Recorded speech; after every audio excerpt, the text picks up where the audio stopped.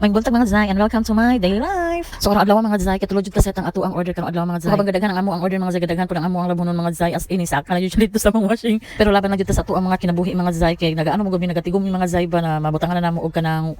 sliding door ang amo ang mga window. Mao ni bahalag bisag unsa na mga order gidawat jud namo kay sayang man pud good ba. Ang duha ani mga Zay kay order sa mga reseller tapos ang isa ani kay release sa Paluwagan mga Zay. Mao kay ano mga uban ng mga members sa mga Paluwagan mga Zay no magtarong jud ang bayad kay dibi pud dali magsigluto mga Zay mo pagkaman na pud biya may ginaspeldohan tapos pagkaman napay mga gasol mga ana ba ng mga expenses tapos ang uban dili pa magbayad og tarong di ba. Speaking of Paluwagan mga Zay no katong na kuan gani ko mga Zay najud ko isa ka member ato mga Zay ba na hantud karon nagngingit-ngit jud ako kanagot sa iya as in kabalo mga Zay no kani ka nang stories akong kinabuhi nakating nakuan ko kay murag kanang lisod kay sa kuan na i-open up siya ba kay murag sakit na ba magyapon hantud karon gud gusto lang jud ako i-share sa inyo mga Zay no na adjud ko member sa Paluwagan ba atong nga time na kana gani 28 mga guton hitabo mga Zay tapos 28 sa gabi gipangutanan nako siya kung unsa ang orasan niya ipakuha ay ipaluto ang pagkaon tapos niana siya sa kuan na 10 AM so mao to gi-prepare na gud namo daan pagkagabi pa lang tapos ato mga Zay no 11 PM ato mga Zay natingala ko na kanang murag na ay nitubod sa kuan na tubig ba ni unusual man jud kaayo nga wala man ko nangihi murag ko nakulbaan ato nga time ba tapos after mga 5 minutes after ato mga Zay no kaning as in ning gawas na jud ang mga tubig na daghan kaayo so mauto na kanang murag natingala ko ba kay first time gud nang kutuno wala ko kabalo unsay buhaton wala ko kabalo kung kanang unsa to ana gani ato mga Zay nagdali-dali ko panawag sa akong isuon na ihatod ko sa ospital niya pagka mananawag pud may sa kanang kuan kanang mama og sa mga isuon sa ako ang partner niya mga Zay no kay pagka man dali-dali jud abot akong isuon ato mga Zay tas diretso na din ko ato sa pido mga Zay niya pagka man pag-check ako sa pag-ingon pa lang ako sa doktor na inato ang nahitabo kay kanang nakita na gud nako silang mga naw na something wrong jud kaayo pagka man kini ana ang doktor na kanang ma'am kanang kabalo ka mga anak na ka ano niya pagka man 5 months pagud to Zay no na murag ko kanang